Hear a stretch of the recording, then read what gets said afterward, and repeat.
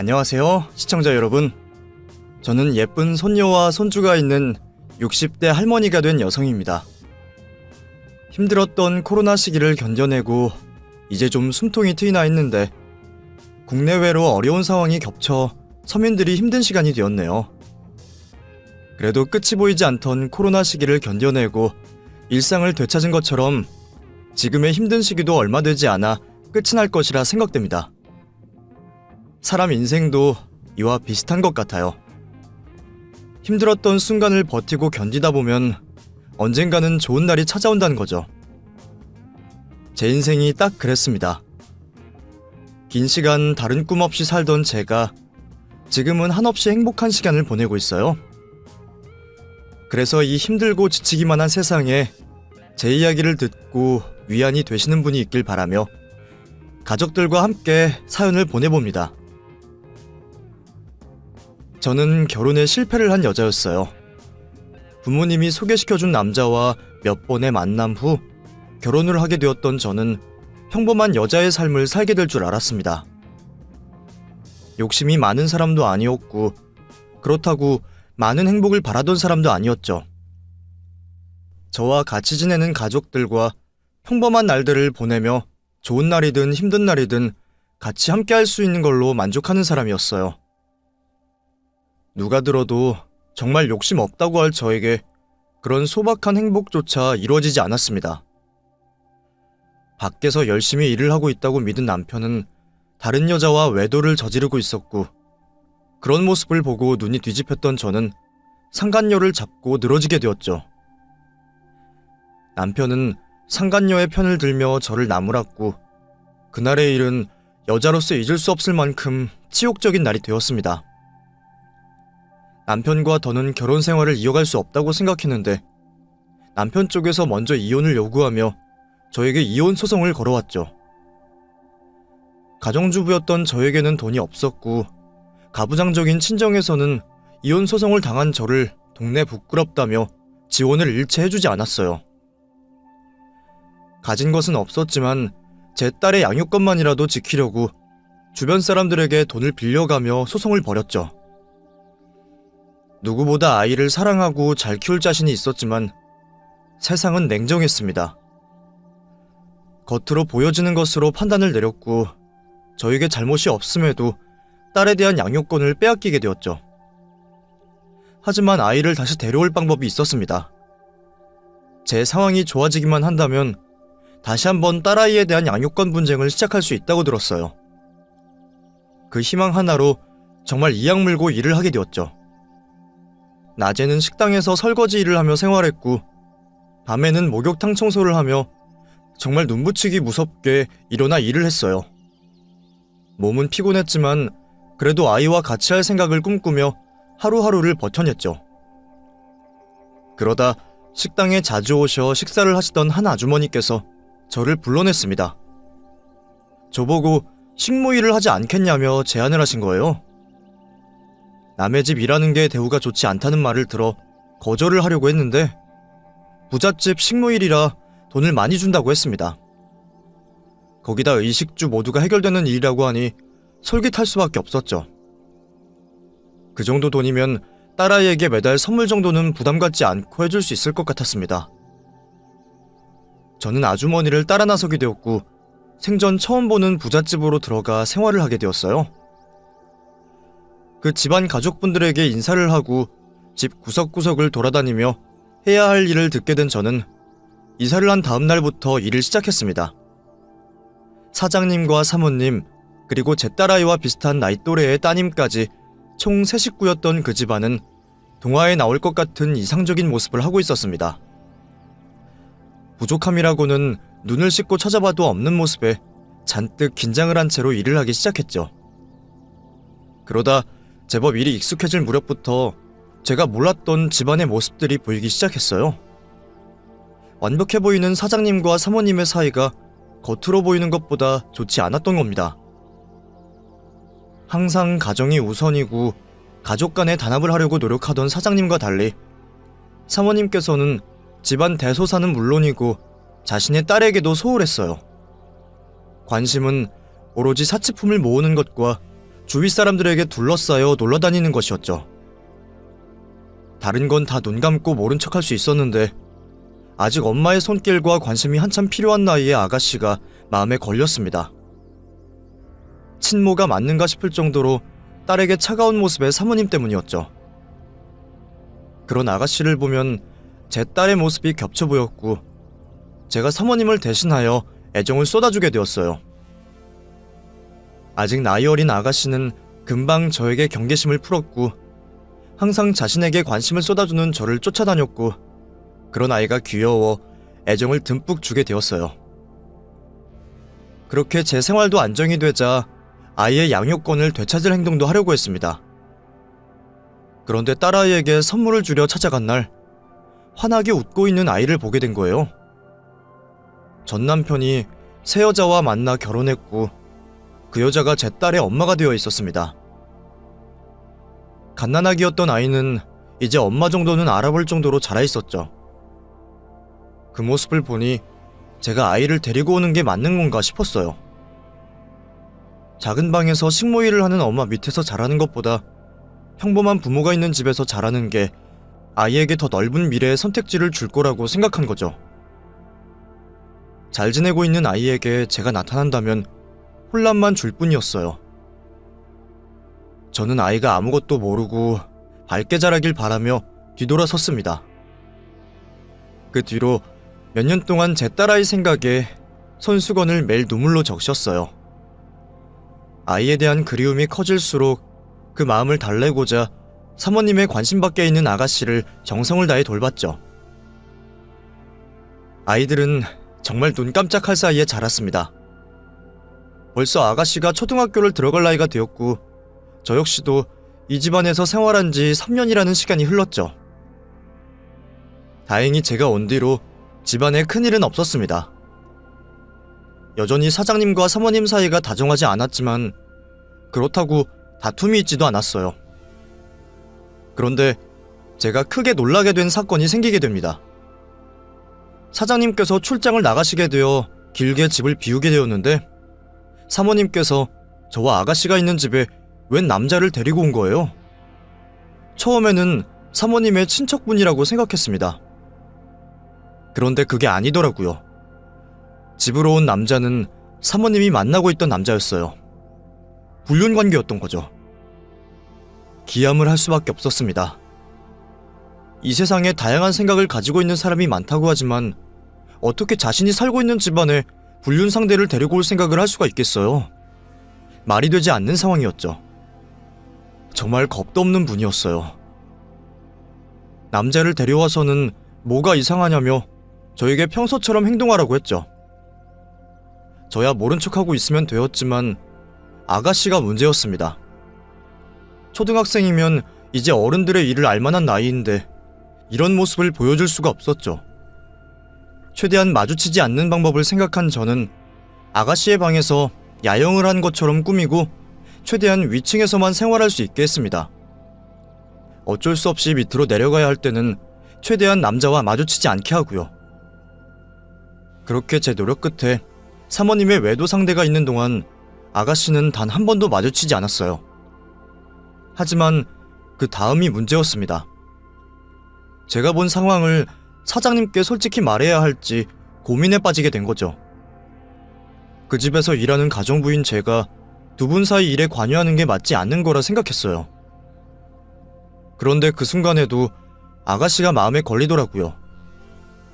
혹시 아가씨가 자라면서 사모님의 저런 행동을 알게 된다면, 보지 말아야 할 장면이라도 보게 된다면 이건 정말 큰 문제가 아닐까 싶었죠. 사장님보다는 아가씨를 위해서 말을 꺼내야겠다고 생각했습니다. 그렇게 출장에서 돌아온 사장님께 제가 본 사모님의 모습을 조심스럽게 이야기하게 되었어요. 네, 알겠습니다.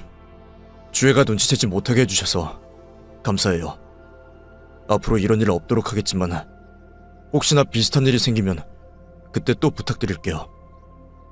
부끄러운 모습 보여드려 죄송합니다. 비슷한 일이요? 사장님, 주위의 아가씨 생각하시더라도 그렇게 말씀하시면 안 되죠. 아이에게 그런 모습은 영원히 남아요. 저도 무슨 말씀인지 알고 저 여자와 갈라서고 싶지만 상황이 복잡합니다. 아내가 바람피고 있다는 건 저도 진작에 알고 있었어요. 이미 저희 관계는 끝난 상황이라 쇼인도 부부나 마찬가지고요. 전부 다 설명할 수는 없지만 결혼 생활은 유지할 수밖에 없네요. 그리고 전부터 말씀드리려고 했는데 우리 주애를 아내 대신에 신경 써주셔서 감사합니다. 제가 어떤 식으로든 감사의 표시를 전하겠습니다. 사장님께서 모든 걸 알고 계시고 사정이 복잡하다고 하니 제가 더 말할 것이 없었습니다. 그제서야 이 집안이 다르게 보이고 주애 아가씨와 사장님 두 사람 모두 불쌍해 보이더라고요. 사모님은 자기 인생 즐기는데 여념이 없었지만 사장님은 어떻게 해서든 이 위태로운 가정을 지키고 있는 게 그제서야 눈에 보이기 시작했죠. 용쓰는 사장님의 모습이 안쓰러웠던 저는 좀 더 신경을 쓰기로 했습니다. 최대한 사장님이 좋아하는 반찬들과 요리로 상을 차리고 건강에 좋은 음식을 만들면서 말이죠. 이런 상황에 주애가 잘 자라려면 무엇보다 사장님이 중요했고 건강한 게 최고라고 생각이 들었거든요. 그렇게 하나둘씩 사장님을 챙겨주다 보니 어느새 가벼운 농담을 할 정도로 가까워졌어요. 저는 주애 아버지이고 비슷한 아이가 있는 같은 학부모의 감정으로 사장님을 대했는데 사장님께서는 그런 저의 행동을 착각하셨나봐요. 저에게 이성적으로 다가오시려고 하더군요. 가정이 있는 남자에게 오해할 여지를 품게 한 제 잘못이었습니다. 아무리 좋은 사람이고 마음둘 곳 없는 남자라고 하지만 엄연히 가정이 있는 사람에게 마음을 품거나 줘서는 안 된다고 생각했죠. 저는 사장님께 먼저 마음이 없음을 표하고 오로지 이 집의 식모로서 사장님을 대했습니다. 혹시나 오해할 거리를 단 하나도 만들지 않았죠. 그런 제 모습에 당황을 했던 사장님은 그 뒤에도 제게 마음이 있다는 걸 알게 모르게 표현했지만 저는 끝까지 모른 척하며 제 역할에 맞게 행동했어요. 사장님도 제 마음을 알았는지 어느 시점 이후로 저에게 사적인 행동을 하시지 않았죠. 또다시 반복된 생활을 하게 되었고 주애 아가씨가 자라는 모습을 내 딸의 모습처럼 생각을 하며 뿌듯해하고 있었어요. 그렇게 제가 이 집에서 일을 하게 된 지도 10년이 훌쩍 넘어가고 있었습니다. 말도 많고 탈도 많은 집이었지만 사장님 가족들 모두 아슬아슬하게 가정을 유지 중이었죠. 사장님과 아가씨에게는 문제가 없었지만 아직까지 정신을 못 차린 사모님이 문제였습니다. 여전히 남자 관계가 복잡했고 집안보다는 밖에 있는 시간이 많았죠. 하지만 그것보다 더 심각한 문제가 있었어요. 바로 사모님이 자신의 딸에게 보이는 태도 때문이었죠. 시간이 지나면서 성장을 해가던 아가씨는 사장님의 얼굴을 똑 닮아가고 있었습니다. 사장님의 말끔한 외모만큼이나 예쁜 얼굴을 하고 있던 아가씨를 사람들 모두 예쁘다며 칭찬하기 바빴지만 딱 한 사람, 사모님만 불만스러워했고 안이 꼽게 생각했습니다. 이유는 다들 예상하시는 것처럼 자신의 남편을 닮았다는 이유였죠. 부부 사이에 낳은 자식이 부모를 닮는 건 당연한 소리였고 흔히들 첫째 딸의 경우 아빠를 많이 닮는다고 하잖아요.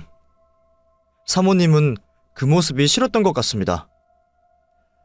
이제 사춘기에 들어선 자식에게 대놓고 미워하는 모습을 보였죠. 정말 일상에서 흔히 있을 수 있는 일을 가지고 괜한 트집을 잡았습니다. 무슨 소리야?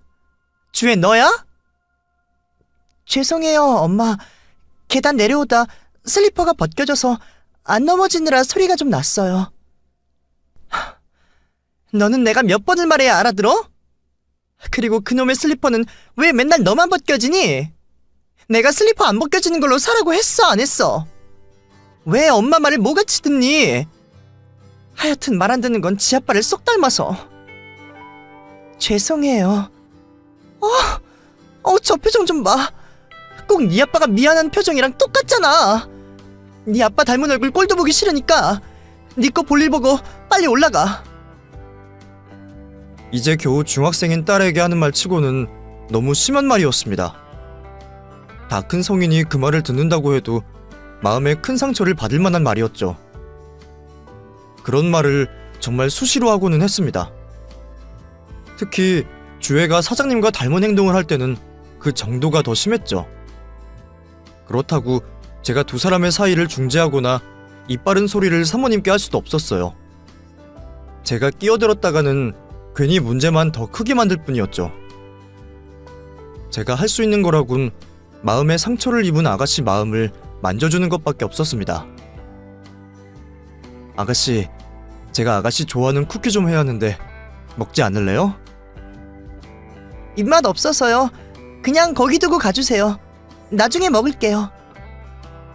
아까 전에 사모님께 들은 소리 때문에 그래요? 너무 신경 쓰지 말아요.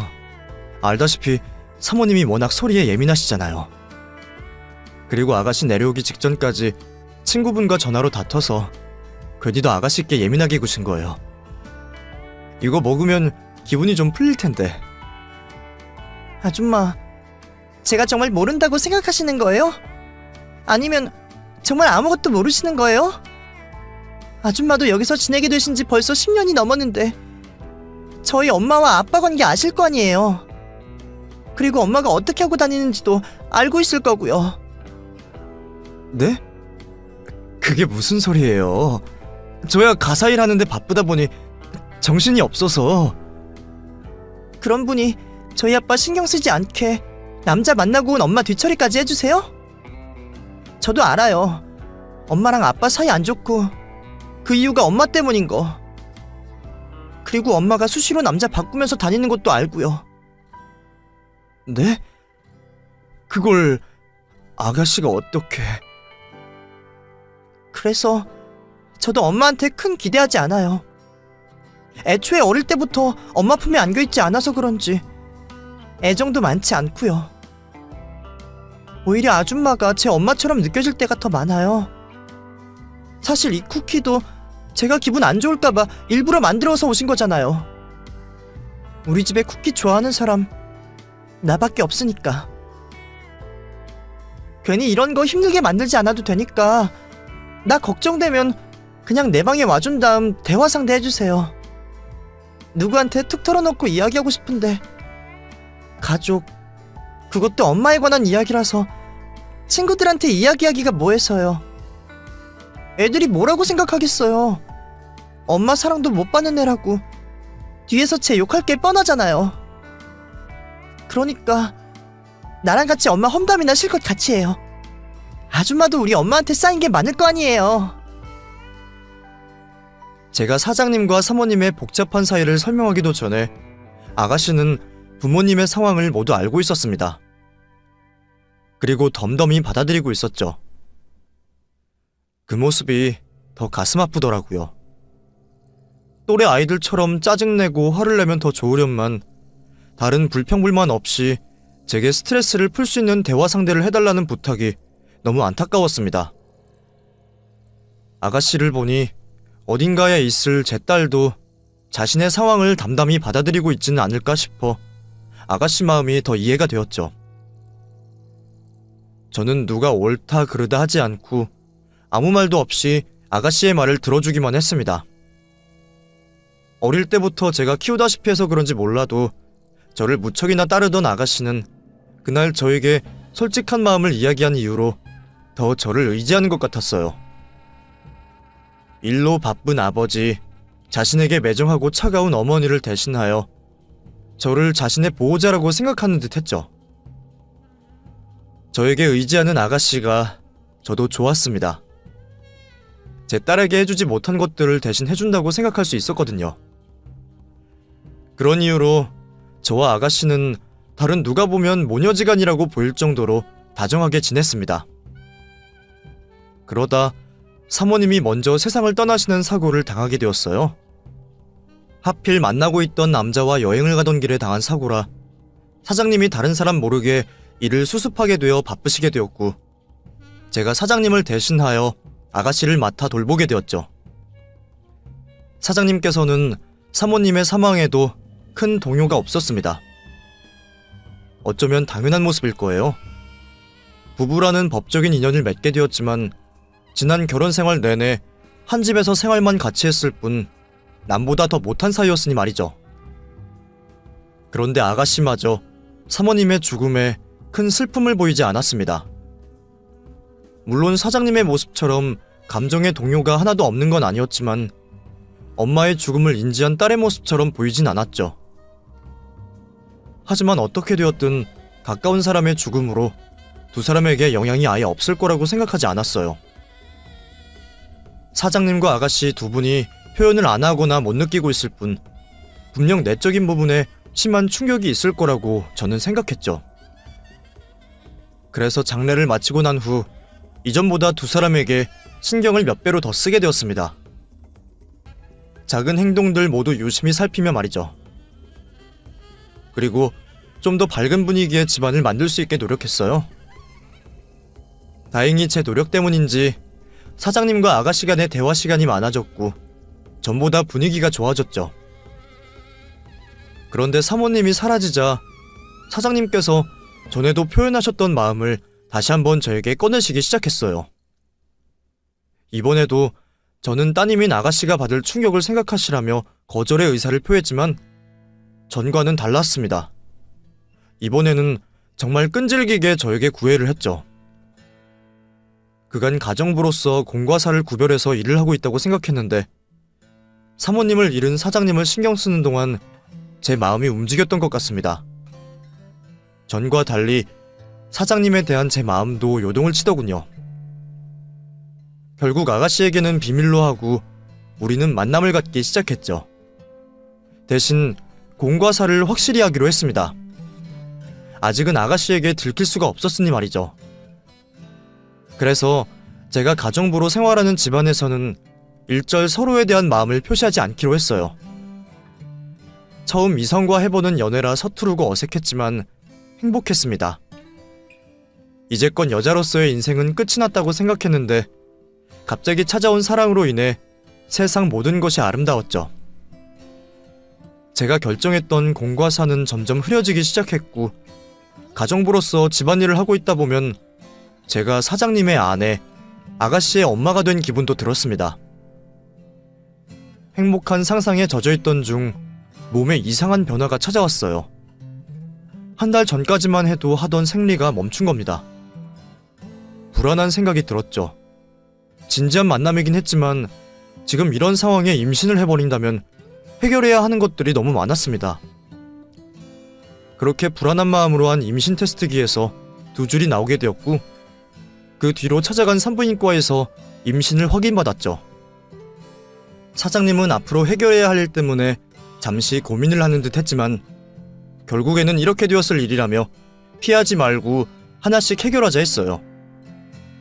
다행히 시댁 어르신분들께서는 마음 넉넉한 시골분들이라 저를 며느리로서 받아주셨지만 아가씨는 아니었습니다.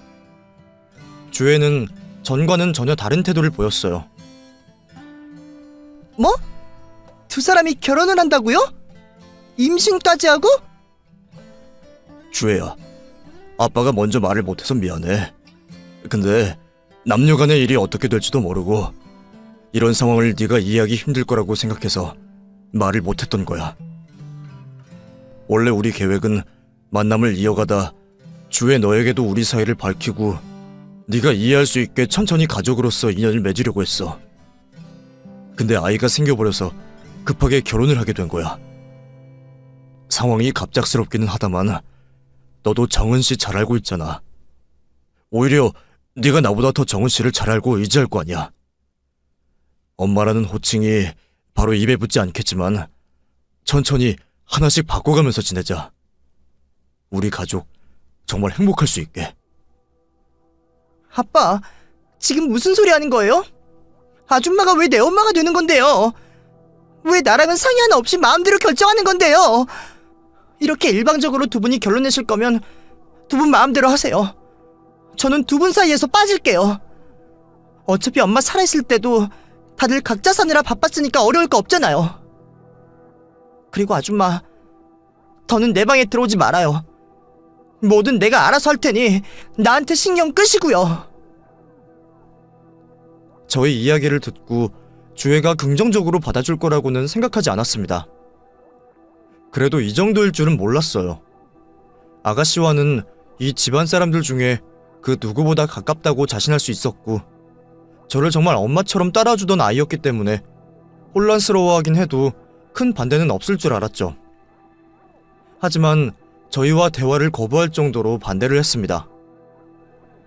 배는 불러오고 이미 다른 가족들에게 인사를 한 상황이라 결혼을 미룰 수가 없었어요.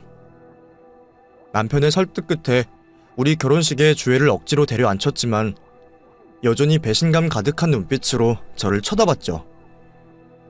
결혼을 한 후에도 마찬가지였어요.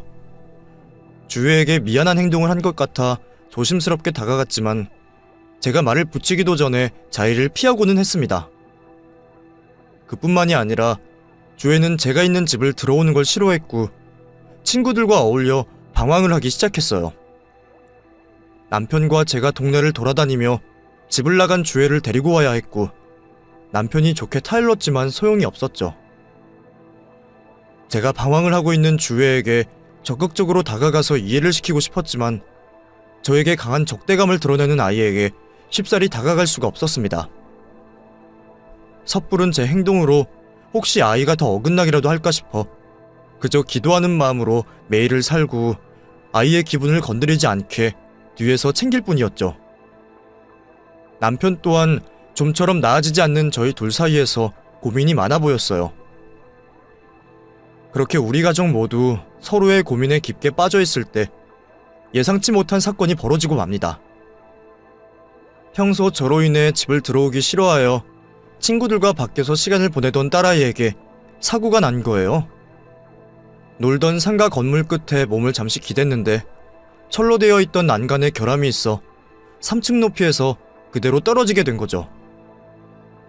정말 다행히 떨어진 곳에 충격을 감소시켜줄 것들이 있어 어깨에 경미한 골절을 제외하고는 몸에 큰 이상이 없었습니다. 그런데 검사 결과 문제가 없다는 의사 선생님의 말과 달리 딸은 좀처럼 깨어나지 못했어요. 여러 번 검사를 다시 받았지만 역시나 머리와 몸 모두 이상이 없었습니다. 의사 선생님께서는 아이가 깨어나지 못하고 있는 걸 정신적인 요인 때문인 것 같다 말을 했죠.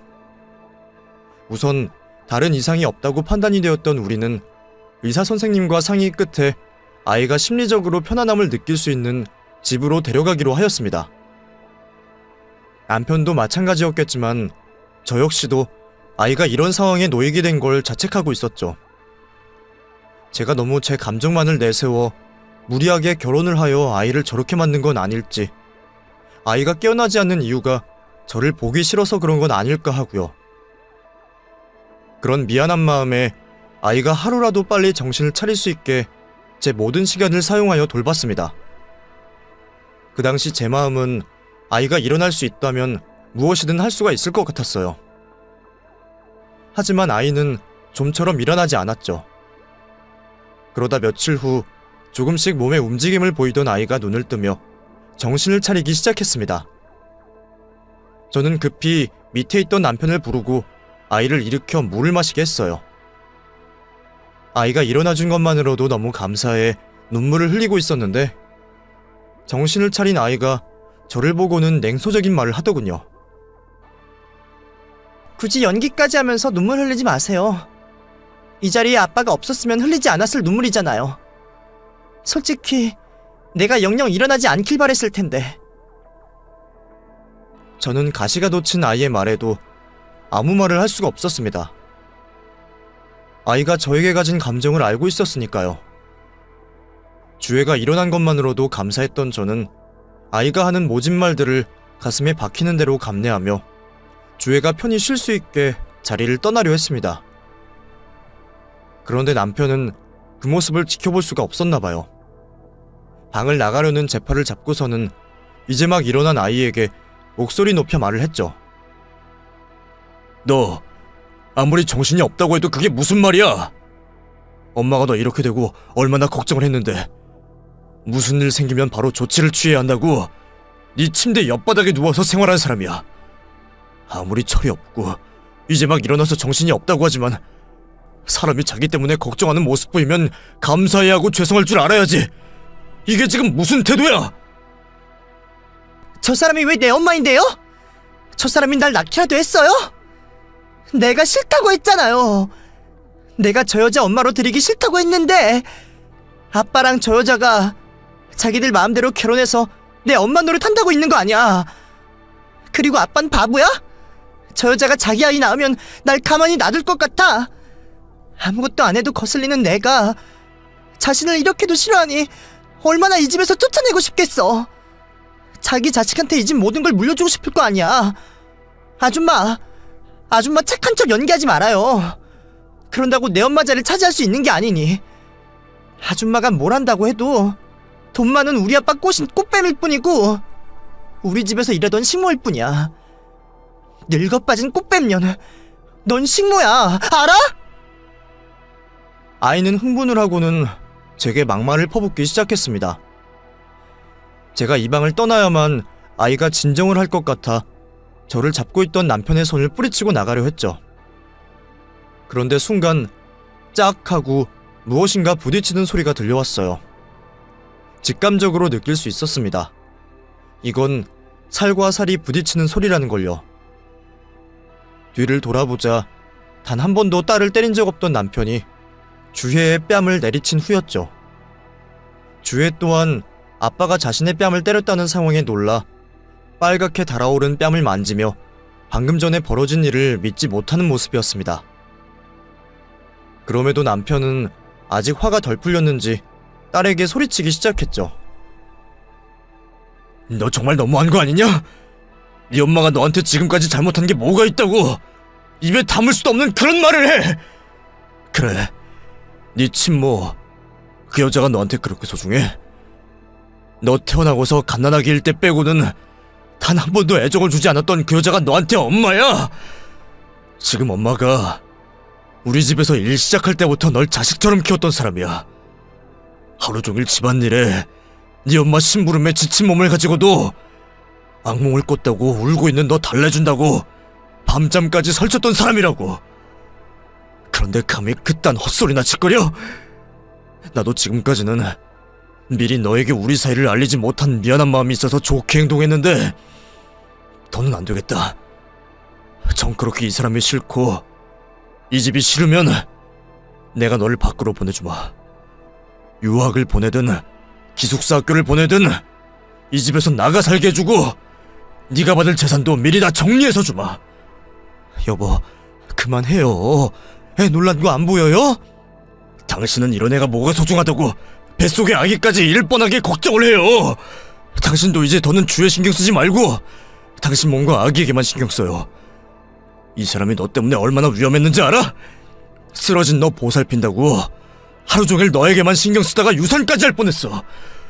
아무것도 모르면서 어디서 그런 말을. 여보, 그만해요. 이제 막 정신이 든 아이한테 무슨 짓이에요. 자기도 놀라서 그런 거니까 그만하고 나랑 같이 내려가요. 주혜야, 아빠가 주혜 걱정한다고 신경을 많이 써서 그런 거니까 너무 마음에 두지 말고 우선 편히 쉬렴. 필요한 게 있으면 문자로 부탁하고 내가 방 앞에 둘게. 남편은 아직 주혜에게 할 말이 남아있는지 씩씩거리며 방을 떠나려 하지 않았지만 제가 온몸을 다해 끌고 1층 안방으로 데려갔습니다. 당신은 그런 말 듣고도 저희한테 웃음이 나와요? 하다못해 짐승들도 치료해준 사람 알아보고 고마움을 표하는데 쟤 하는 걸 좀 봐요. 방금 전에 제가 한 소리 못 들었어요? 들었어요. 근데 주혜 이제 겨우 고등학생이에요. 한창 예민하고 작은 것에도 감정이 폭풍같이 몰아치는 아이라고요. 그런 시기에 갑자기 엄마가 된 내가 좋게 보이겠어요? 그것도 아이한테는 일방적으로 우리 관계를 설명한 거잖아요. 그리고 지금은 자기도 원치 않는 사고가 나서 놀라고 짜증스러울 텐데 그런 애가 말하는 걸 뭐하러 귀담아 듣고 반응을 해요. 오늘 한 이야기야 나중에 몸이 괜찮아지고 진정이 되어서 이야기하면 되는걸. 말하고 혼내는 것까지는 나도 당신을 이해하겠는데 뺨까지 때리는 건 너무했어요. 이런 상황에서 아이가 어떻게 느끼겠어요. 또 나 때문에 자기랑 아빠 사이가 멀어지게 되었구나 할 거 아니에요. 다음부터 혼을 내려면 모든 상황 마무리되고 나서 서로 진정이 된 다음에 혼을 내고 매를 들더라도 손찌검은 하지 마요. 우선 며칠간은 주애도 진정을 해야 하니까 괜히 가서 놀란 아이를 건드리지 말고 휴대폰으로 사과하고 기다려요. 여보, 이제 기다리는 건 그만할 때가 되었어요. 이제는 매를 들든 혼을 내든 지금 우리 상황을 받아들이게 해야죠.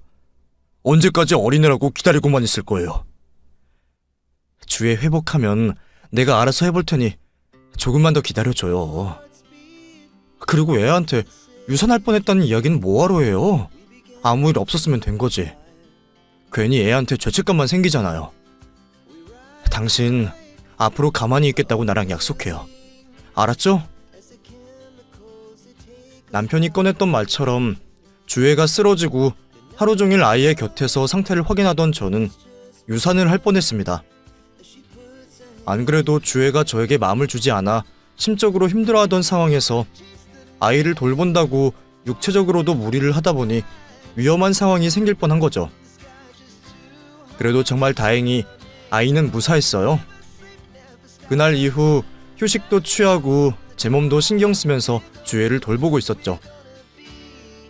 하마터면 소중한 아이를 잃어버릴 수 있었지만 그 모든 건 제 몸 상태를 잘 돌보지 못한 저에게 있었습니다.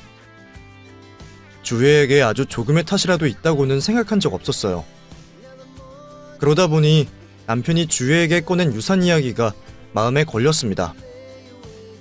아직 어린 주애가 마음에 큰 상처라도 받으면 어떡하나 싶었어요.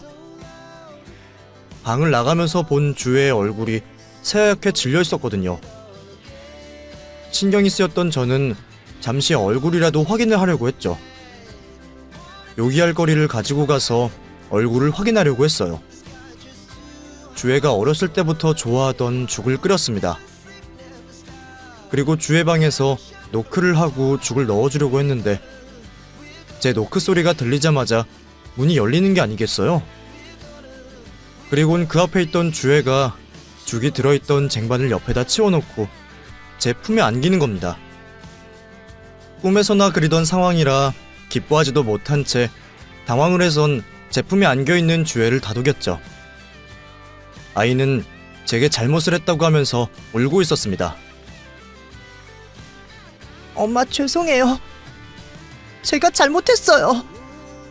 제가 두 분께서 결혼을 한다고 하니까 너무 놀라서 시기 어린 마음에 엄마한테 못된 짓만 했어요.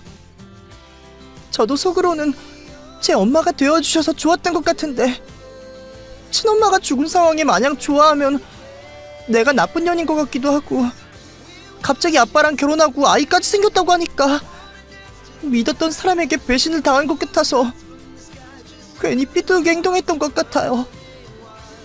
미안해요, 엄마. 제게 엄마라고 해주는 아이의 목소리를 듣자마자 저도 왈칵 눈물이 쏟아져 나왔습니다. 저에게 용서를 구하는 아이에게 괜찮다며 오히려 내가 미안하다며 제 마음을 전했지만 아이는 큰 죄를 지은 것처럼 계속 미안하다라는 말만 되뇌고 있었죠. 2층에서 큰 소리가 들리자 또다시 큰일이 난 줄 알고 남편이 뛰어 올라왔지만 서로를 부둥켜 안고 울고 있는 저희를 보곤 저희 둘만의 시간을 보낼 수 있게 자리를 비켜주었어요. 조금씩 아이가 진정이 되자 저는 아이의 회복하지 못한 몸이 걱정되어 아이를 데리고 침대로 갔습니다. 그리곤 주애가 시작하는 이야기를 듣게 되었죠. 아빠, 엄마가 내려가시고 화가 나서 집을 나가려고 하는데 침대 밑에 있던 일기장을 봤어요. 엄마가 쓴 일기장이요. 거기에 엄마가 저 때문에 얼마나 가슴 아팠는지 그 마음이 다 적혀 있더라고요. 읽는 저도 제가 한 기억이 떠올랐고 미운 행동만 한 것 같은데 엄마는 저를 탓하거나 미워하기보다 항상 저에게 미안한 마음만 가지고 계신 걸 알게 되었어요. 아빠가 말씀하신 유산하게 될 뻔한 내용도 봤고요. 그 정도면 절 미워하실 법한데 그러다 보니까 제 어린 시절 엄마께서 절 어떻게 생각하셨을까 궁금해서 바로 앞방에 있는 창고에서 일기장 몇 개를 더 가져와 펴봤고요. 그때도 한결같이 저를 많이 생각해 주시더라고요. 저희 아빠도 신경 써주시고. 그 일기들을 읽고 있다 보니까 제가 왜 이렇게 좋은 분께 악을 쓰나 싶었어요. 아빠 말씀처럼 엄마가 잘못한 건 하나도 없는데 오히려 친엄마에게 받지 못한 상황을 대신해서 주셨던 분이 엄마인데 아무리 어리다고 해도 이런 행동은 하면 안 되겠구나. 더는 내 알량한 자존심 부리면서 엄마 가슴을 아프게 해선 안 되겠구나 싶었어요. 정말 죄송해요. 정말 해서는 안 되는 소리까지 했어요. 제가 왜 그런 소리까지 했는지 제가 미워요. 괜찮아, 주혜야. 나는 다 이해할 수 있어. 오히려 아빠와 내가 어린 주혜 너에게 너무 성급하게 다가갔던 것 같아. 우리가 어른이면 좀 더 주혜 입장에서 천천히 이해를 할 수 있게 접근을 했어야 했는데. 그리고 나는 주혜 네가 엄마라고 불러준 순간 지난날에 힘들었던 일들이 모두 지워졌어. 이건 정말이야. 나는 나중에 우리 관계가 회복하더라도 주혜 너에게 엄마라는 말을 듣지 못할 거라고 생각했어. 그게 네 입장에서 쉬운 건 아니니까. 나를 엄마로 받아들여줘서 너무 고맙다. 그리고 너에게 힘든 시간을 보내게 해서 너무 미안해. 아니에요. 제가 잘못한 거예요. 앞으로는 제가 정말 잘할게요. 저 때문에 힘들어하셨던 시간만큼 제가 더 노력할게요. 그리고 이제 정말 엄마에게 좋은 딸이 되도록 노력할게요. 사랑해요, 엄마. 아이가 저에게 사랑한다며 제 딸이 되어준다는 말에 겨우 멈췄던 눈물이 다시 흘러나왔고 아이와 울고 웃으며 서로의 마음을 이해할 수 있는 시간을 보냈습니다. 그날의 일로 인해 우리는 완전한 가족이 될 수 있었어요. 이후 주혜는 제 딸이 되어 저의 곁을 든든히 지켜주었고 남편과 주혜의 보호 아래 무사히 뱃속의 아이도 낳을 수 있었죠. 엄마 마음고생을 시켰다고 항상 미안해하던 주혜는 동생을 출산한 저보고 산후조리에만 신경을 쓰라며 자신도 바쁜 시기임에도 불구하고 동생을 자기 아이 키우듯 돌봐주었습니다. 저에게 손 하나 까딱 못하게 하는 그 모습이 내심 너무 좋아 아이 말을 따랐죠. 그런데 그날의 일 때문인지 주혜는 나이가 들어서도 늦둥이 동생을 돌보는 일에 신경을 써줬습니다. 결혼을 하고 아이를 낳고 난 뒤에도 말이죠. 그래서 제가 막내를 좀 편하게 키웠습니다. 그리고 주혜와 화해를 하고 한 해가 지났을 때 저에게 생각지도 못한 연락이 왔어요. 전 남편 밑에서 자라던 친딸이 성인이 되어서 찾아온 거죠. 어릴 때는 제가 있는 줄 모르고 지내다 성인이 되고 부모님이 알려주어 저의 존재를 알게 되었다고 하네요. 친딸과 감동스러운 재회를 한 후 저희 지금의 가족들을 소개시켜 주었고 다 같이 하는 식사 자리를 가지게 되었습니다. 지금은 같이 살고 있는 막내를 제외한 채 모두 가정을 꾸리고 또 한 명의 부모로서의 인생을 살아가고 있죠. 우리 가족 간의 행복한 이야기를 쓰라면 얼마건 더 쓸 수 있겠지만 이곳 사연 채널에 맞는 저와 딸의 사연은 여기가 끝이네요. 그럼 여러분들께서도 건강관리 유의하시며 행복하시길 바라겠고 이만 이야기를 마치겠습니다. 감사합니다.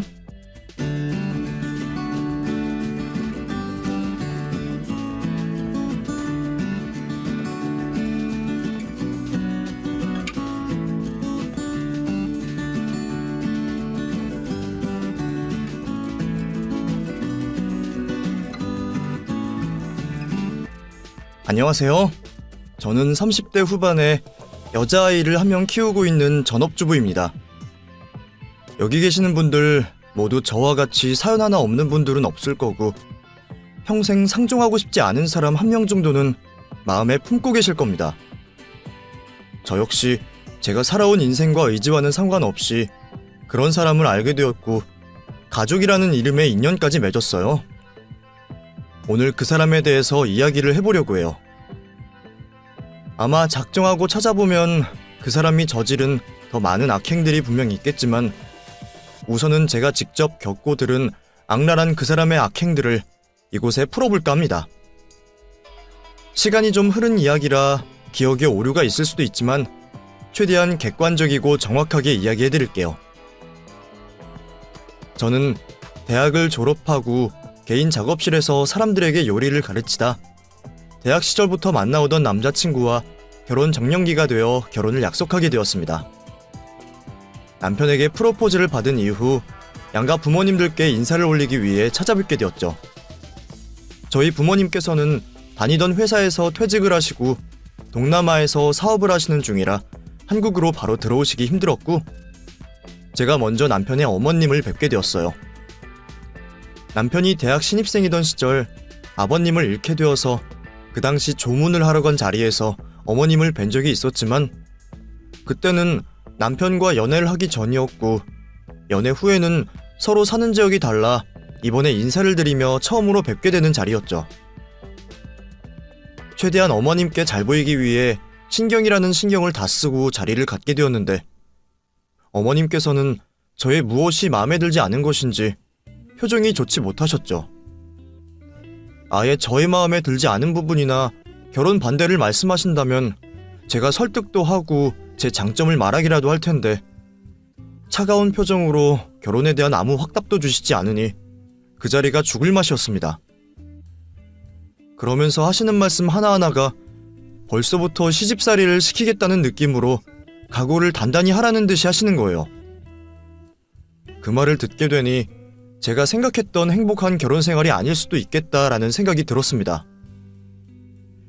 잠시 남편과의 결혼을 고민하게 되었는데 남편이 그런 제 마음을 알고는 확고히 말을 하더라고요. 우리 엄마 원래 말투가 차갑고 가시가 돋친 말투이다 보니 듣기 불편했을 거야. 근데 정작 남에게 관심 하나도 없어서 시연이 네가 걱정하는 일은 없을 거야. 그냥 딱 줄 거 주고 할 거 하면 문제될 거 하나도 없어. 정말이야. 평소 거짓말이라고는 연애를 하면서도 한 번도 하지 않았던 남편이기에 그 말을 믿고 따르기로 했습니다. 그렇게 저희 부모님도 한국에 오셔 남편 정환이와 시간을 보냈고 상견례를 마친 우리는 얼마 뒤 결혼을 하게 되었죠. 행복한 결혼 생활의 시작이었고 남편의 말처럼 시어머니와 자주 마주칠 일도 없었어요. 저희가 찾아뵙는 것도 귀찮아하시던 어머님께서는 가족들이 다 같이 모이는 걸 싫어하셨고 자신과 마음이 맞는 친구분들과 하루하루를 즐겁게 사시는데 정신이 없으셨죠. 명절에만 가끔 어머님을 뵈면 되었습니다. 거기다 남편의 하나 있는 시동생도 다른 지역에서 일자리를 구했다며 집을 나간 후로는 연락이 잘 되지 않았어요. 개인 사정이 있는지 아니면 정말 일이 바쁜 건지는 모르겠지만 명절에도 가끔 찾아올 뿐이지 1년에 얼굴 한번 보기 힘들었습니다. 다들 각자 노는 집안의 모습에 조금 아쉽긴 했지만 그만큼 우리 가정에만 정신을 쏟을 수 있어서 나름 행복했어요. 그렇게 소중한 우리 딸 은지도 낳고 기르며 행복한 시간을 보내고 있을 때 외국에서 사업을 하시고 있던 부모님에게 변고가 생겼습니다. 같이 사업을 하고 있던 동업자의 잘못으로 사건에 휘말리며 외국에서 실형을 살 수도 있는 상황에 몰리시게 된 거예요. 당장 제가 부모님께서 계신 곳으로 간다고 해서 해결될 일이 아니었습니다. 이 일을 해결할 수 있는 건 오로지 돈밖에 없었어요.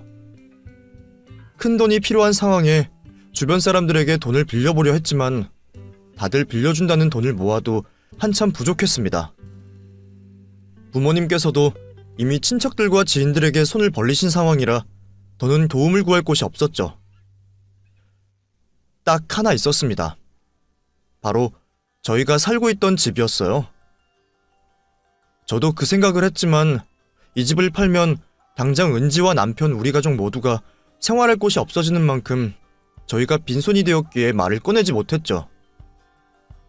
그 상황에 남편이 먼저 쉽지 않은 말을 꺼내주었습니다. 이 집을 팔고 저희가 모은 돈은 전부 저희 부모님 일을 해결하는 데 쓰자고 말이죠. 그러면서 어머님 댁으로 가서 다시 집을 구할 돈을 모을 때까지만 지내자고 하더라고요. 저야 찬밥 더운 밥 가릴 처지가 아니었고 남편의 제안을 고맙게 생각하며 받아들였죠. 근데 문제가 있었어요. 어머님께서 저희가 들어가서 같이 생활하시는 걸 거부하신 거죠. 남편의 부탁을 거절하는데 제가 뭐라 말을 할 수가 없었습니다. 우선 한시가 급한 상황이었기에 저희가 부모님을 드리고 남게 될 돈으로 생활할 만한 집을 구하러 다녔죠. 하지만 정말 쥐뿔밖에 없는 돈으로 인해서 아이를 키울 만한 환경의 집이 없었습니다. 이사가 임박했을 때까지 집을 못 구한 상황에 그나마 가장 나은 집으로 들어가야 했죠. 그때 어머님께서 전화가 오셔서 자신의 집으로 들어오라 하셨어요. 대신 무슨 부탁이든 군말하지 않고 하나 들어준다는 조건을 걸고 말이죠. 하늘에서 내려온 동화줄 같았던 그 말에 앞뒤 가리지 않고 수락을 했고 곧장 시모의 집으로 이사를 가게 되었습니다. 설령 시집살이가 있다 하더라도 이 모든 게 저와 저희 집안일 때문에 생긴 일이니 그 집을 나갈 때까지 참고 견디려고 했어요. 오히려 그런 제안을 해준 남편과 어머님께 감사하기만 했죠. 그런데 문제는 제가 생각했던 것보다 더 빨리 이삿짐을 옮기는 그날부터 시작되었습니다. 마음을 단단히 먹고 시댁살이를 하러 들어간 첫날, 이삿짐을 한창 옮기고 있는데 시모의 집에서 아기 울음소리가 들리는 게 아니겠어요? 분명 좀 전까지 다른 외부인이 찾아오지 않았는데 무슨 일인가 싶었죠. 아이 울음소리를 따라가다 보니 그 소리가 어머님 방에서 들리고 있다는 걸 알게 되었습니다. 궁금한 마음에 문을 살짝 열어보려고 하는데 화장실에서 나오신 어머님께서 저를 보시곤 소리치셨죠. 너 벌써부터 무슨 짓 하는 거야? 어디 며느리가 시어머니 방을 함부로 허락도 없이 열려고 해. 내가 우리 집에 들어와서 생활하는 걸 허락했지. 네 마음대로 행동하라고 했니? 이게 아주 버르장머리가 없어서. 죄송해요 어머님. 근데 애 울음소리가 들려서. 근데 누구 애인 거예요? 어머님께서 무슨 일로 애를 보시고 계신 거고요? 방에 있는 저 애, 내 아이다. 내가 남사스러워서 지금까지 말 못하고 있었는데 이전에 잠시 만나던 남자 사이에서 생긴 아이야. 나도 내 나이 되어서 애를 가질 거라 생각을 못했는데 어떻게 되다 보니 이렇게 됐구나. 네? 어머님 아이라고요? 아니 그게 무슨 말도 안 되는. 전에 배웠을 때도 임신한 모습은 아니셨잖아요. 거기다 어머님 나이에 어떻게 가족들 도움 없이 10달을 품고 계세요? 너는 내가 다 죽어가는 늙은이로 보이니? 아니면 그런 늙은이였으면 좋겠어?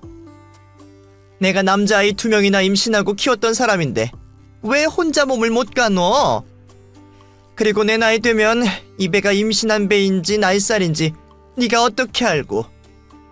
임신 막달이나 되어서야 배가 한참 불러와서 딱히 숨기지 않아도 됐다. 그래서 주변 사람들도 몰랐고 재혼한 사이에서 가진 아이도 아닌데 어떻게 동네방네 소문을 내고 다니니? 내 나이에 늦둥이 둔 게 무슨 자랑이라고. 그 사이 이삿짐 용역분들과 밑에 있었던 남편도 집안으로 들어와 어머님께서 하시는 말씀을 듣게 되었습니다. 남편도 이해가 되지 않는다는 태도였어요. 엄마, 지금 하시는 말 사실이에요? 결국에 이렇게 말하게 될 걸 왜 이제서야 말씀하시는데요? 이 얘기가 정말 제 동생이라는 거예요? 그럼 애기 아빠 되시는 분은 어디 있는데요? 됐어. 이제 이 이야기는 그만 말하자. 엄마도 프라이버시가 있고 나만 안고 가야 하는 일이 있는 거야. 더는 아이에 대해서 말을 하고 싶지 않다. 그건 그렇고 내가 너희들 내 집에 들어와서 생활하는 대신에 내가 원하는 부탁 하나 들어준다고 했지? 앞으로 시연이 네가 내 대신에 영훈이 좀 봐줘라. 임신한 거야 힘들긴 해도 조심해서 행동하고 천천히 하면 되었는데 아이 돌보는 건 영 체력이 따라주지 않는구나. 어차피 너야 애 하나 키우고 있는 상황에 젖병 하나 더 불린다고 해서 크게 힘들 것도 아니고. 나중에 남자아이 날지도 모르는데 미리 체험해서 나쁠 것도 없지 않니? 거기다 다른 집 자식도 아니고 네 남편의 막내 동생이니 정도 더 붙을 거고. 너희 입으로 부탁 들어준다고 했으니 이 시간부로 다른 토 달지 말고 막내 시동생이나 잘 돌봐라. 애 이름은 영훈이다. 윤영훈. 어머님께서 만나던 남자친구가 있었다는 것과 임신을 해서 아이를 낳으신 것도 놀랄 노자였는데 그런 상황에 저희 보고 애를 맡기시니 충격이 몇 배로 다가왔습니다. 남편이 막내 시동생에 대해서 더 물으려고 했지만 어머님께서 지금까지 한 이야기가 전부라고 하시며 대화를 피하시는 바람에 더는 알아낼 수가 없었어요. 거기다 저희 입으로 이 집에 들어오면서 어머님 부탁을 들어드리겠다고 했으니 거절을 할 수도 없었죠. 그렇게 생각지도 못한 막내 시동생을 포함한 시댁살이를 시작하게 되었습니다. 이삿짐을 다 옮기고 잠시 남편과 은지와 함께 밖에서 휴식을 취하고 있을 때만 해도 시모가 잠시 바쁠 때만 애를 돌봐주면 될 거라고 생각했어요. 아무리 시모가 저희에게 애를 맡긴다는 말을 선언하고 육아가 체력에 붙이시는 나이라고 해도 이제 갓난아기인 막내 시동생을 아주 손 놓고 키울 거란 생각은 절대 하지 못했죠. 남편도 한참 어린 동생이 생긴 걸 어이없어 했지만 막내 동생이 가족 간의 화목을 도모할 존재일 거라고 생각하고 있었습니다. 우리 두 사람 모두 천하태평하게 생각했던 거죠. 하지만 그 생각은 곧바로 걸려온 시모의 전화 한 통화로 무참히 깨지고 말았습니다. 네, 어머니. 잠시 밖에 나와 있었는데 이제 들어가려고요. 어머니 드실 음료수 한 잔도 사갈게요. 뭐 드실래요? 지금 음료수 따위가 중요한 것 같아?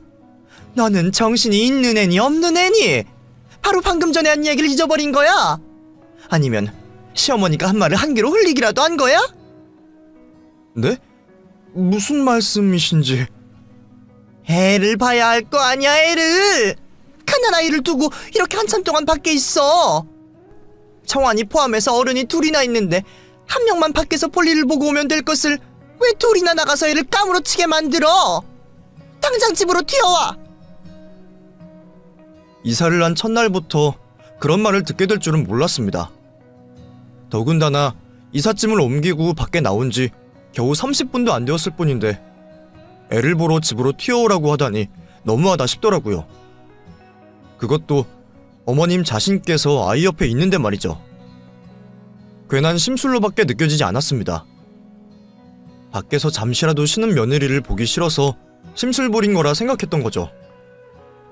어쩔 수 없이 남은 음료수를 남기고 곧장 집으로 들어오게 되었어요. 너는 은지 갓난아기일 때도 자리 비우고 그랬니? 엄마가 되어서 애걱정은 되지도 않아. 아니요, 은지 어릴 때는 항상 옆에 있었죠. 그래, 근데 오늘은 왜 나간 거야? 내가 좀 전에 영훈이 좀 잘 돌봐달라고 말까지 했는데 애랑 떨어졌는데 음료수가 입으로 넘어가든? 근데 집에 어머님이 계시니까 그 이야기와는 좀 다르죠. 다르긴 뭐가 달라. 내가 말했잖니, 체력 때문에 애를 볼 수가 없다고.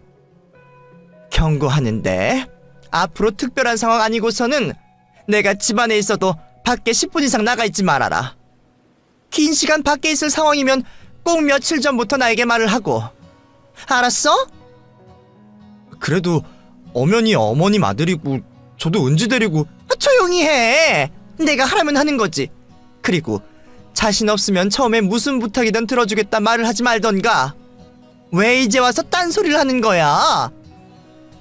엄마, 그래도 이건 아니죠. 엄마가 일을 하는 것도 아니고 시연이가 왜 시동생을 업어 키워요? 그러면 지금이라도 침 빼고 나가 살던가. 왜 이제 와서 딴소리를 하는 거야? 침을 빼서 나가면 애보라는 소리도 안 할 테니 그 전까진 참말 말고 내가 하라는 대로 해. 그렇게 졸지의 막내 시동생의 엄마가 되어버렸습니다. 시모가 바쁠 때만 시동생을 돌볼 것이라는 제 생각과 달리 24시간 내내 돌보게 되었죠. 그래도 미리 은지를 키우면서 갓난아이를 다룬 경험이 있어서 다행이었어요. 아직은 행동 반경도 좁고 기본적인 것만 해주면 되었기에 은지와 영훈이를 동시에 돌볼 수 있었죠. 하지만 하루가 다르게 자라나는 아이들의 성장 속도로 인해서 점점 힘들어지기 시작했습니다. 제가 두 아이를 돌보기만 하면 좀 나을 텐데 옛날 며느리처럼 시댁에 살림마저 살고 있었으니 몸이 2개라도 부족했죠. 남편도 나름대로 도와준다고 도와주고 있었지만 그것도 퇴근을 하고 난 후나 주말이 되어야 가능한 이야기였고 주중에는 제가 독박 육아와 살림을 하고 있었습니다. 막내 시동생을 제가 맡아 키우고 있으면 여유가 있는 시모가 살림을 살며 도와주었으면 좋았을 텐데 오히려 시모는 두 아이를 키우느라 정신없는 저에게 며느리 노릇 좀 하라며 타박을 주고는 했죠. 어디가 아프니 거기에 좋은 약 좀 찾아봐라. 신발과 옷을 좀 사고 싶은데 인터넷을 뒤져 싼 곳 좀 찾아봐라. 자기가 찾아봐도 될 것을 굳이 저에게 시키고 재촉하면서 안 그래도 녹초가 된 저를 아주 쪄 죽이려고 했어요. 참고 있다가는 병이 날 것 같아서 일을 시키는 시모를 붙잡고 하소연을 하며 한마디 했죠. 어머님, 지금 제 눈에 다크서클 안 보이세요? 저 이 집에 들어와서 몸무게가 6kg이나 줄었어요. 애들 돌보고 살림 사는 것도 힘들어 죽겠는데 어머님 개인적인 일은 알아서 하시면 안 될까요? 솔직히 중요한 일들도 아닌데 왜 사람을 못 잡아먹어서 안달을 부리세요? 아니면 제가 어머니 부탁 들어드리는 동안만이라도 애들이나 집안일 해주시면 안 돼요? 원래는 혼자서 하시던 거잖아요. 저 이러다가 정말 병나서 죽을 것만 같아요. 아이고, 누가 보면 내가 널 일부러 괴롭히는 줄 알겠다. 내가 찾아보라는 것들 하기 싫으면 싫다고 말하면 되지. 왜 사람을 못된 시어머니로 만드니? 그리고 내가 시대가 달라져서 말을 하지 않으려고 했는데 네가 하던 것들 우리 시절에는 기본으로 다 하던 거였어. 나도 내 시어머니께 더한 일도 당했고 지금 이 정도 하는 일이면 나는 아주 날라다녔다. 그리고 지금도 너 정도 일하는 아내와 며느리들은 세고 셌어. 초반부터 시어머니 기선제 앞에서 편하게 지내려고 하는 것 같은데 나한테 통하지 않으니까 하던 일이나 군말 말고 해라. 알겠어? 말이 통하지 않는 사람이니 더 이상 말을 꺼내지도 않았습니다. 저에게 모든 가사일과 육아를 맡기고는 자기는 룰루랄라 매일 밖으로 쏘다니며 놀 거 다 놀고 즐길 거 다 즐기는 사람이랑 무슨 말을 더 하겠어요. 그나마 가끔씩 평일마다 어디서 무얼 하고 다니는지도 모르는 시동생이 시모를 보러 왔다 뒤늦게 생긴 막내 동생을 돌봐주어서 제가 잠시 휴식을 취할 수 있었죠. 마음 같아선 둘째 시동생을 이 집에 붙잡아두고 싶었습니다. 그렇게 시댁 생활에 점점 지쳐왔던 저는 하루라도 빨리 이 집을 떠나야 한다는 생각을 했어요. 그래서 남편이 생활비 쓰라며 준 돈을 악착같이 모았습니다. 이 푼돈 모은다고 예전에 살던 집을 구할 순 없었지만 저와 남편 그리고 은지 우리 세 식구가 지낼 만한 월세집 구하는 돈에는 도움이 될 테니까요. 그렇게 시댁에서 생활을 한 지 2년이 지났을 때쯤 지금까지 남편의 월급을 모아온 돈과 제가 모아오던 통장을 모아 확인을 해보니 꽤나 돈이 모여 있었습니다. 이 정도면 은지를 키울 만한 월세집을 구할 수 있을 거라고 생각했죠. 아이들과 남편이 잠든 밤이면 인터넷을 뒤지며 우리 세 식구 살만한 집들을 알아보고 다녔습니다. 그리고 막내 시동생 키우는 거에 관심이 없던 시모였기에 낮에는 밤에 인터넷으로 본 집을 아이들을 데리고 가서 보고 오고는 했어요.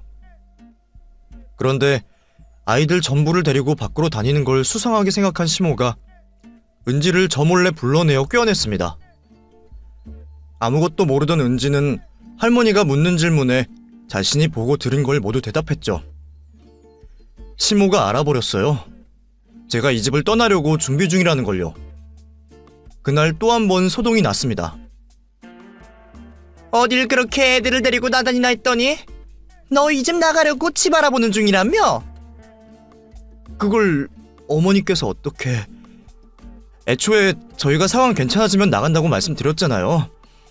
이제 저희 가족 지낼 만한 월세집 정도는 구할 수 있을 것 같아서 알아보고 다니고 있어요. 그래, 잘났다, 잘났어. 필요할 때는 그렇게 굽신거리며 이 집에 들어오게 해달라고 하더니 상황이 좀 피니까 말도 없이 도망을 가려고 해. 저희가 무슨 도망을 가요. 아직 집을 알아보고 있는 중이라서 말씀을 안 드린 거죠. 그게 그 말이지. 너는 내가 처음 봤을 때부터 알아봤다만 어쩜 그렇게 사람이 매정하고 차갑니? 너는 영훈이가 눈에 밟히지 않아? 애가 걸핏하면 너만 찾는데 그런 애를 두고 지 혼자 편하게 살겠다고 버리고 가려고 해. 어머님, 누가 누굴 버려요. 처음부터 여기 지낼 동안만 제가 돌보기로 한 거잖아요. 그리고 이제 영훈이도 맑게 알아듣고 자의식이 생기는 때인데 저를 엄마로 생각해서 되겠어요? 이제 어머님께서 직접 아이랑 정도 나누고 살갑게 지내셔야죠. 너 애 핑계 대지 말아라. 애가 나를 안 따르는 걸 왜 내 탓을 하고 있어? 다 필요 없고 영훈이 어느 정도 더 자라고 난 후에 떠나라. 너희도 그때까지 남한테 줄 월세값 아끼고 여기서 생활하면 더 좋은 거 아니니? 그런 말과 상관없이 이번 일로 인해 이 집에서 나가야겠다는 마음을 더 확실히 먹게 되었습니다. 지금까지 알아본 집들 중에 가장 나은 집을 추려 남편에게 보여주려고 정리를 하고 있었는데 어른들이 큰 소리를 내며 싸우니 그 상황이 무서웠는지 영훈이가 제품으로 와서는 안기는 게 아니겠어요?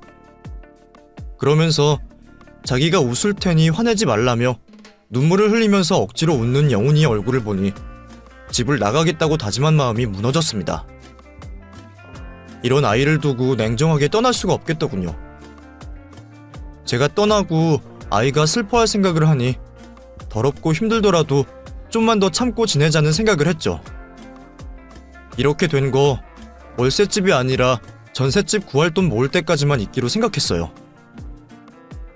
영훈이가 저희와 헤어질 준비가 될 나이에 떠나자고 계획을 바꾸게 되었던 거죠. 그렇게 이 집에서 생활한 지 5년이라는 시간이 흘렀고 제가 틈나는 대로 교육을 한 탓에 영훈이도 제가 엄마가 아니라 친척이라는 것을 이해하기 시작했어요. 더는 이 집에서 사는 게 한계였던 저는 남편과 상의 끝에 분가를 할 준비를 하게 되었습니다. 분가를 한다고 생각하니 벌써부터 기분이 좋았어요. 그래서 콧노래를 부르며 집안일을 하고 있었죠.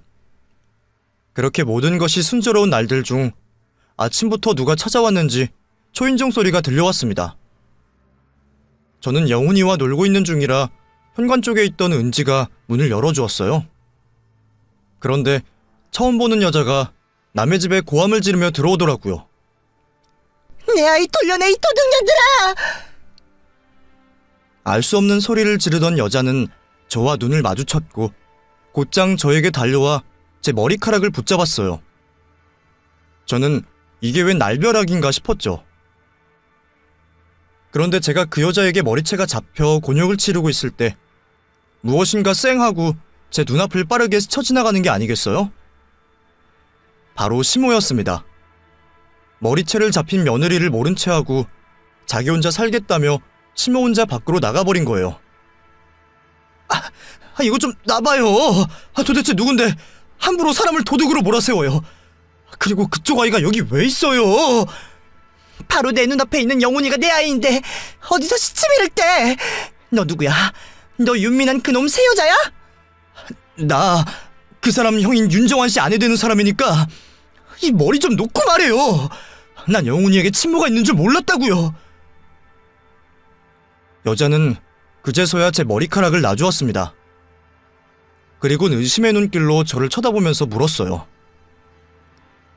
그러면 왜 여기서 영훈이를 돌보고 있고 누구 아이라고 생각했는데요? 제가 이 집에 들어오게 된 건 개인 사정이기도 하고 말하기도 길어서 좀 그렇고 영훈이 같은 경우는 이 집 처음에 들어왔을 때부터 어머님이 남자친구 사이에 낳은 아들이라고 들었어요. 상황이 어려워서 이 집에 얹혀 살고 있는 거라 제가 어머님 대신에 애를 돌보고 있는 거고요. 근데 도대체 무슨 일인데 이제서야 애를 찾아온 건데요. 찾아왔으면 말로 하면 될 것을 왜 사람 머리채를 잡고 시작하는 거예요? 죄송해요. 저는 윤민한 그 사람이 재혼한 상대인 줄 알고 이 집에 들어왔더니 영훈이가 옆에 딱 붙어 있길래 순간 눈이 돌아서 실례를 저질렀네요. 그리고 그동안 안 찾아오려고 한 게 아니라 못 찾아온 거예요. 영훈이 윤민한 그놈이랑 저 여자한테 빼앗겨서 6년 동안 못 본 거고요.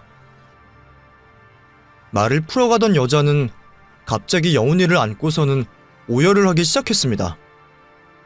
난감한 상황에 영훈이가 놀라는 모습을 본 저는 아이들을 방으로 보내고 여자를 진정시켰어요. 좀처럼 눈물을 멈추지 못하는 여자가 안쓰러워서 등을 만져주며 달래고 있었죠. 그렇게 조금씩 진정이 되던 여자가 자신의 이야기를 해왔습니다.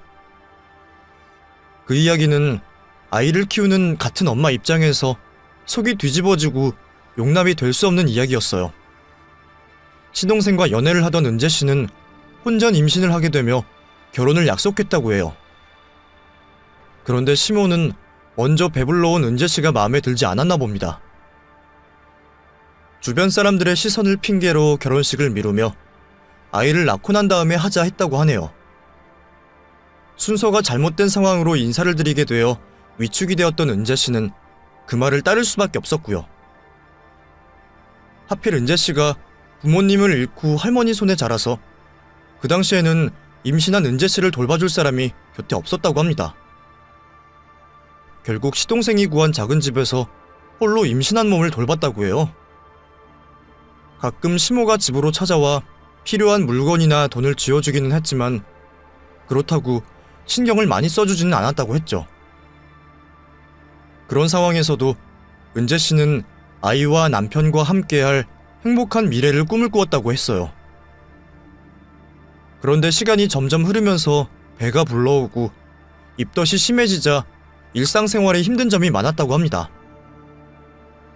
살고 있던 집이 워낙 작다 보니 음식을 한번 하면 냄새가 잘 빠지지 않았고 입덧이 심했던 은재 씨는 헛구역질을 자주 할 수밖에 없었죠. 그런데 어느 날부터 시동생이 임신으로 힘들어하는 은재 씨에게 심한 말을 시작했다고 해요. 처음에는 사람 밥 먹고 있는데 헛구역질을 해서 밥맛이 떨어진다, 행동이 왜 이렇게 굼뜨냐 등등 짜증 섞인 말을 했다고 했죠. 그러다 욕을 뱉으며 짜증을 낸 적이 있었고 은재 씨가 너무 심한 것 아니냐 따져 묻게 되며 말다툼을 벌이게 되었답니다. 그날 이후 시동생은 너무나도 쉽게 은재 씨에게 욕을 하기 시작했고 나중에는 임신한 은재 씨에게 폭력까지 사용했다고 해요.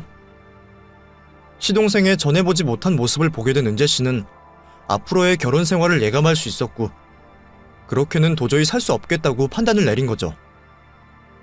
그때야 뱃속에 있는 아이의 출산이 얼마 남지 않은 상황이라 시동생의 비위를 맞춰주며 남은 기간을 생활하기로 했지만 이혼을 하겠다 결심을 했다고 합니다. 얼마 뒤 영훈이를 출산하고 나서 몸조리를 마쳤던 은재 씨는 이혼 소송을 하려고 준비를 하고 있었어요. 그런데 시동생이 은재 씨가 이혼을 하려는 것을 먼저 눈치를 채고는 갓난아이를 데리고 사라진 겁니다. 변호사를 만나고 돌아와 보니 아이가 사라져 있었다고 해요. 곧장 시모에게 찾아갔지만 이미 시모도 이사를 한 뒤였죠. 혼인관계를 유지하고 있으니 다른 조치는 취할 수 없었고 시동생과 아이를 실종 상태로 신고하고 찾을 수밖에 없다고 합니다. 무슨 법적인 행동을 하려고 해도 시동생이 거주하고 있는 곳을 알아야 하는데 자신과 살고 있던 작은 집으로 된 채 꽁꽁 숨어버리니 어쩔 수가 없었던 거죠. 거기다 영훈이가 아직 어린이집이나 학교를 들어가기 전이라 아이가 어디 있는지 찾을 수도 없었고요. 그렇게 6년이라는 시간 동안 영훈이를 찾기 위해 밖으로 돌아다녔다고 해요. 그러다 최근에 영훈이가 어린이집을 다니게 되면서 위치를 알게 되었고 이곳을 찾아온 거죠. 은재 씨는 그 이야기를 듣고 너무 기막혀 놀라고 있는 저에게 소중하게 간직하고 있던 영훈이의 사진들을 보여줬어요. 은재 씨 뱃속에 있었던 초음파 사진을 시작으로 출산 직후의 사진, 아이를 잃어버리기 하루 전 사진까지 말이죠. 혹시 아이의 사진이 구겨질까 코팅을 한 모습을 보니 같은 엄마로서 그 마음이 느껴져 눈물이 나오더라고요. 어떻게 사람이라는 것들이 자기 안에 며느리에게 그런 짓을 할 수가 있는지 제가 열이 오르더라고요.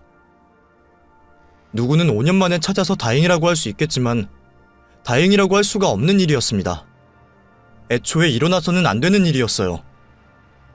저는 아이들이 있는 방에 들어가 영훈이 수준으로 이 상황을 설명하며 은재 씨와 영훈이 두 모자가 시간을 가질 수 있게 했습니다. 그리고 이 못돼 처먹은 시모를 어떻게 벌줘야 할지 고민하게 되었죠. 은재 씨가 무슨 도움을 청하든 제가 발벗고 나서기로 했어요. 지난 5년 동안 저에게 시모가 저지른 악행, 그리고 은재 씨에겐 한 악행 모두 용서할 수가 없었죠. 시간이 잠시 흐른 뒤 잠옷바람으로 도망갔던 시모에게서 전화가 왔습니다. 눈치 없이 어머니라고 하지 말고 네 친정아버지 전화 받은 척해. 어서. 네, 아버지. 그래. 지금부터 네 아니요로만 대답해라. 좀 전에 우리 집에 쳐들어왔던 애 아직 있니? 아니요. 아버지 따라간다고 바로 따라 나갔어요. 그래? 지모는 잠갔지? 영훈이도 거기 있는 거고. 그러면 네가 내 옷이랑 지갑 챙겨서 여기로 좀 찾아와라. 물론 영훈이도 데려오고. 콜택시 불러서 바로 밑에 대기시켜놓고 있다가 그 미친년한테 잡히지 말고 바로 택시 타고 와. 혹시 뒤에 따라붙을지도 모르니까 곧장 내가 있는 곳으로 오지 말고 한 바퀴 뺑 돌아서 오고. 내가 지금 어디 있냐면 마트 쪽 가다 보면 어린이 공원 있는 데 있지. 거기 여자 화장실 안에 있으니까 그쪽으로 와라. 혹시 그년이 여기까지 올지 모르니까 화장실 가운데 칸에 숨어 있을게. 영훈이를 데리고 오라는 걸 보면 아이를 데리고 어디론가 또 도망을 치려는 것 같았어요. 저는 이 내용을 은재 씨에게 알려주었습니다. 아이들을 잠시 애들 친구네에 맡겨두고 우리 두 사람은 시모가 있는 곳으로 향했어요. 화장실을 도착하여 시모에게 전화를 했죠. 어머니, 저 어린이공원 화장실 앞인데 어느 칸에 계세요? 내가 두 번째 칸이라고 말했잖아. 추워 죽겠는데 왜 이렇게 늦어? 어서 옷이나 위로 던져. 혹시 그 여자분이 따라올까봐 주위 좀 돌다가 왔어요. 근데 위로 던졌다가 옷이 더러워지면 어떡해요? 문만 살짝 열어주시면 제가 그 사이로 넣어드릴게요. 시모는 저를 철석같이 믿고 문을 열어주었어요. 그때를 놓치지 않고 저는 바로 제 다리를 집어넣고는 문을 밀었죠. 바로 뒤에 있던 은재 씨가 제가 열어놓은 문을 헤집고 들어가 잠옷바람으로 있는 시모를 잡아 밖으로 끌고 나왔어요. 아니, 얘가 옷만 주라니까 문을 왜 열어? 아니 이게 뭐야? 네가 여기 왜 있어? 이시연, 네가 나를 속이고 인연한테 들러붙어? 너가 그러고도 무사할 것 같아? 괜히 죄 없는 며느리 잡지 말고 할 말 있으면 나랑 이야기해야지. 감히 우리 영훈이를 데리고 도망을 가? 어디에 숨어있든 내가 못 찾을 줄 알았어? 아니면 내가 중간에 포기라도 할 줄 알았나 보지? 근데 이걸 어쩌나? 내가 이렇게 찾아냈는데 내가 영훈이만 찾고 그냥 돌아설 줄 알았어? 절대 그렇게 못하지. 내가 지난 6년 동안 얼마나 속을 태웠는데. 오늘 니년도 평생 괴로워할 기억 한번 만들어봐라. 은재 씨는 끌려 나온 시모의 머리채를 잡고 뒤흔들었습니다. 이리저리 끌려다니다 화장실 한가운데에 넘어진 시모는 화장실 바닥을 쓸며 밖으로 잡혀나왔어요. 아직 밖은 해가 떨어지기 한참 전이다 보니 놀러 나온 아이들과 함께 동네 엄마들이 많았습니다. 그래서 모두들 바로 코앞에서 벌어지고 있는 소동에 시선이 쏠렸어요. 그리고는 다들 우리들 주위를 감쌌죠. 사람들 모두 수군거리며 무슨 일인가 하고 쳐다봤지만 은재 씨는 신경 쓰지 않았습니다. 더 힘을 써서 시모를 패대기 치고 있었어요. 이제부터가 시작이네. 무슨 일인가 하고 이렇게 관객들이 많아졌는데 이런 곳에서 창피를 당해야 제대로 기억에 남지 않겠어? 자, 그래서 모자지간 사이를 강제로 떼어놓으니까 좋았어. 당당하게 키울 생각도 없으면서 나에게서 아이를 왜 뺏어간 거야? 영훈이 키우는데 손 하나 까딱하지 않았다며. 애 아빠도 아주 가끔씩 와서 놀아주고. 그리고 네가 낳았다고 하면 끝까지 숨길 수 있을 거라 생각했어? 나중에 아이가 알면 뭐라고 말하려 했는데? 네 손으로 모자지간 떼어놓았다고 솔직하게 말하려고 했어. 사실 네 작은 형이 네 아빠라고 그제서야 말하려고 했냐고. 아이고 은채야, 내가 잘못했다. 우선 이 머리 좀 놓고 이야기하자. 이러다 정말 내 머리카락이 아니라 피부가 찢겨져 나가겠다. 너도 배울 만큼 배운 아이니까 우선 이거 놓고 어디 들어가서 대화로 이야기하자. 왜? 창피해? 겨우 창피한 걸로 끝나면 되겠어? 나는 내 새끼 잃고 미친 사람처럼 지난 6년 동안을 헤매고 다녔는데 겨우 창피한 걸로 네가 끝나서 되겠냐고. 여기 계신 아이 어머니들, 저도 하나의 엄마입니다. 근데 여기 제 손에 잡혀있는 이 막대 먹은 여자가 이혼 소송을 하려는 상황에서 아이를 데리고 사라졌어요. 그리고 지난 6년 동안 지 아들과 짜고 저를 피해 다녔다고요. 저는 갓 태어난 아이를 지난 6년 동안 제 품에 품어보지 못했습니다. 바로 이 여자 때문에요. 이 여자가 바로 그런 여자입니다. 이 세상에서 가장 못 되쳐먹은 여자라고요. 어느 누가 들어도 욕할 내용이었지만 확실히 아이들을 키우고 있는 같은 입장의 엄마들이다 보니 더 감정이입을 하는 것 같았습니다. 한 엄마의 외침을 시작으로 그곳에 있던 엄마들 모두 시모에게 한마디씩 던지기 시작했어요. 평소 낯짝이 두껍다 못해 철면 피었던 시모도 그런 상황은 창피한지 얼굴을 손으로 가렸죠. 눈을 돌고 덮던 시모의 눈에 그 상황을 고소한 표정으로 지켜보고 있던 제가 들어왔나 봅니다. 갑자기 저에게 소리치며 화를 내는 거예요. 야, 너 지금 뭐하고 있어? 며느리라는 년이 시모가 이런 꼴 당하는데 지켜보고만 있어? 어서 와, 좀 나 좀 풀어. 이게 정말 정신 못 차려서. 어서! 갑자기 저에게 화를 내는 시모를 보자 기가 막혔습니다. 이런 상황에서도 제가 만만히로 보였나 봐요. 지난 5년 동안 당해왔던 일들이 떠올랐고 곧장 그 분풀이를 하게 되었죠. 뭐라고요? 야? 년? 아직 상황 파악이 안 되세요? 제가 또 혼나려고 은재씨를 여기까지 데리고 왔겠냐고요. 내가 당신이 한 못된 짓을 모르고 있었지만 그 일에 동참했다는 말에 손이 바들바들 떨려. 그리고 지난 5년 동안 생고생한 게 누구인데 애 대신 키워주고 집안일은 다 해놓고 당신이 언제 당신 손으로 밥 한 끼 차린 적이 있어? 아니면 애 젖병이라도 한번 물려준 적이 있어? 집안일이든 애 보는 일이든 나한테 전부 맡겨놓고 당신은 룰루랄라 밖으로 놀려다녔잖아. 당신 내가 있어서 엄청 편하게 호의호식하면서 지냈잖아. 내가 방금 전까진 아무 생각이 없었는데 나한테 소리치는 모습 보니까 이런 생각이 들어. 당신이라면 내 애도 뺏어가서 도망가겠다. 내가 알면서 당하는 바보도 아니고 절대 안 당하지. 만약 내 남편이 그런 당신 감싼다면 그런 남편 필요 없어. 나 혼자 힘들게 아이 키우더라도 당신 같은 사람이랑 한 집안 사람으로는 절대 못 산다고. 인연이. 제 말이 끝나자 주위에 있던 엄마들 모두 환호했고 그 주변 분위기에 시모는 입을 꽉 다물고 있을 수밖에 없었어요. 만약 한마디라도 더 했다가는 다들 들고 있던 과자나 음료수, 비닐봉투라도 던질 분위기였습니다. 한동안 은재씨의 손에 붙잡혀 빗자루처럼 바닥을 쓸고 다녔던 시모는 누군가가 신고한 경찰들이 오고 난 후에야 멈출 수가 있었습니다. 이후 은재씨는 친권자에게 아이를 약취했다는 내용으로 시모와 시동생을 고소했어요. 은재씨와 시동생 모두 아이의 친권자였기에 시동생과 시모가 한 행동들이 무죄로 판결날 수도 있었지만 6년이라는 긴 시간 동안 아이와 어떠한 접촉도 없었던 점, 그리고 지난 세월 동안 은재씨가 아이를 찾아 헤매어 다닌 증거들이 입증이 되면서 시모와 시동생이 처벌을 받을 수 있게 되었죠.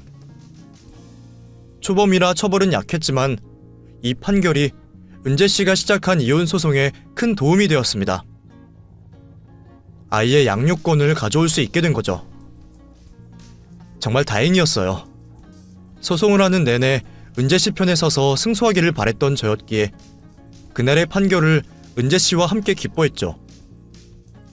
그러던 사이 남편은 시모와 시동생이 벌였던 행동들을 모두 알게 되었고 두 사람의 행동을 이해할 수 없다며 의절을 했습니다. 시모는 차마 남편에게 직접 화를 낼 수가 없는 건지 남편이 시모와 의절을 하겠다고 알린 그날 저에게 전화를 해서는 살벌하게 욕을 하더라고요. 하지만 더 이상 시모와 볼 일이 없었던 저도 시모가 한 만큼 똑같이 욕으로 되갚아 주었죠. 더는 바보처럼 당하고 있을 제가 아니었습니다. 은재 씨처럼 머리채 잡아채어 흔들지는 못했지만 입으로 하는 싸움은 저도 할 수 있었어요. 한번 호되게 당해서 그런지 자신이 하는 말에 기죽지 않고 반격을 하는 제 목소리를 듣곤 시모도 별말을 못했죠. 그날 이후 두 번 다시 시모에게 전화가 오진 않았습니다. 집은 곧장 나오게 되었어요. 안 그래도 분가를 준비하고 있던 상황이다 보니 상황에 맞게 바로 나오게 된 거죠. 비록 전세이긴 했지만 다시 우리 가족끼리만 있을 수 있다는 것만으로 충분히 행복했습니다. 그렇게 불청객 없이 행복한 시간을 보내던 우리는 얼마 뒤 집을 매매할 수 있었고 지금은 아늑한 보금자리에서 아무 걱정 없이 지내고 있어요. 또 은재 씨와도 그날 이후 아이들 커가는 이야기도 자주 하고 주기적으로 만나면서 지금까지 활발하게 교류를 하고 있죠. 물론 영훈이도 은재 씨의 사랑을 듬뿍 받으면서 건강하게 자라고 있고요. 아직까지는 영훈이와 은재 씨에게 시모와 시동생 두 사람이 나타나지 않고 있습니다. 그 5년이라는 시간이 저에게 아주 낭비된 시간만은 아니었던 것 같아요. 어떤 상황에서든 참는 법도 배웠고 또 제 마음으로 낳은 아들 영훈이도 얻게 되었으니까요. 사람이 생각하는 방향대로 계속 생각하게 된다고 하던데 그 5년이라는 시간을 좋은 쪽으로 생각해야 저에게 도움이 되겠죠. 그나마 조금 남아있는 나쁜 기억도 지우고 앞으로의 5년, 10년을 위해 긍정적으로 생각하면서 지내야 할 것 같습니다. 물론 그날의 일로 알게 된 소중한 인연들과 함께 말이죠. 그럼 제가 적은 글을 끝까지 읽어주셔서 감사하고 들어주신 여러분 모두께 감사하다는 말을 끝으로 이만 마무리하겠습니다. 안녕히 계세요.